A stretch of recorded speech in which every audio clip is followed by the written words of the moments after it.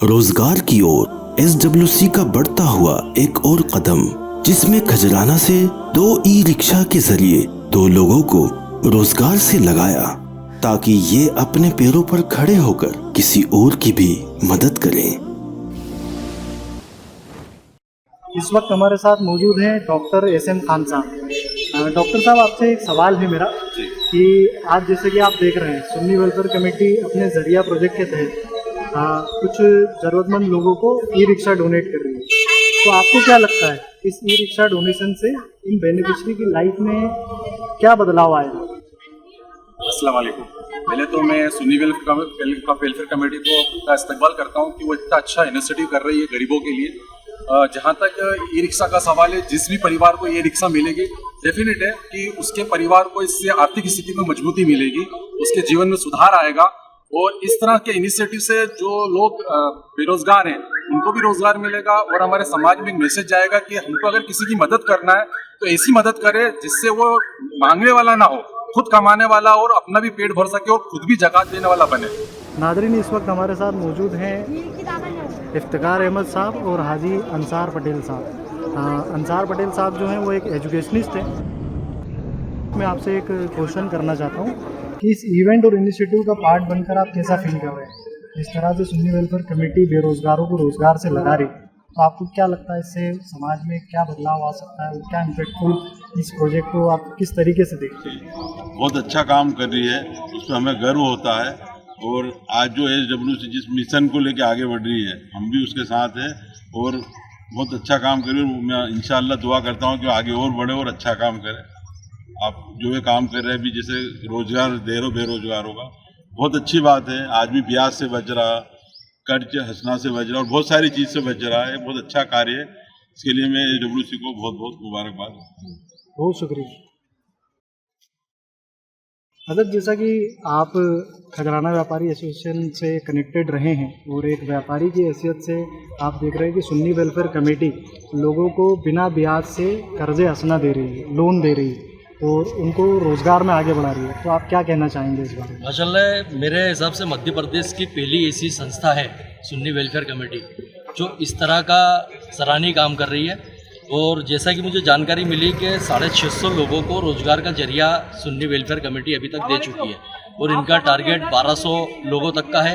तो मुझे उम्मीद है कि ये जल्द ही अपने टारगेट से ऊपर होंगे। इस वक्त हमारे साथ मौजूद हैं जनाब जुनेद अशरफी साहब, जो कि सुन्नी वेलफेयर कमेटी के एक डोनर भी हैं।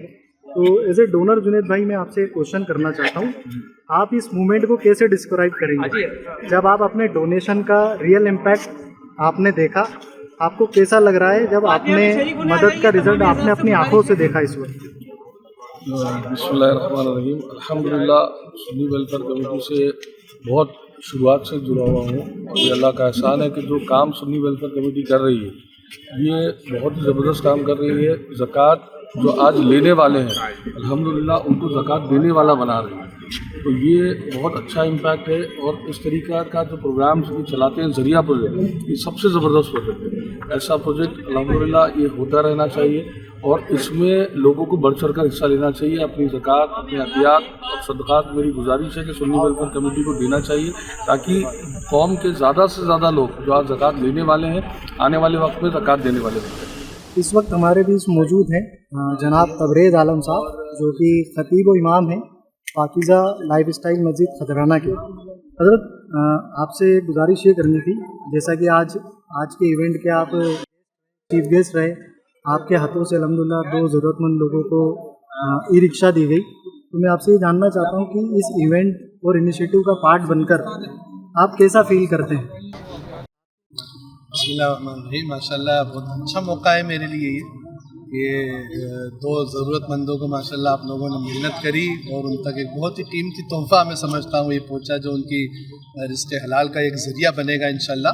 तो ये बहुत अच्छा, मुझे बहुत खुशी हुई इसमें शिरकत करके। और कल ही मेरे पास फ़ोन आया था कि इस तरह का प्रोग्राम इंशाल्लाह मस्जिद के बाद होगा, तो मैंने अहलन व सहलन कहा। मैंने बिल्कुल आप लोग तशरीफ़ लाए और ये हमारे लिए खुशनसीबी कि हम भी किसी तरह किसी भी कार्य खैर का हिस्सा बन जाए और अल्लाह तबारक व तआला कबूल फरमाए। और ख़ास तौर से मेहनतें तो आप लोगों की है अल्हम्दुलिल्लाह, अल्लाह ताला आपकी मेहनतों को कबूल फरमाए, कोशिशों को कबूल फरमाए।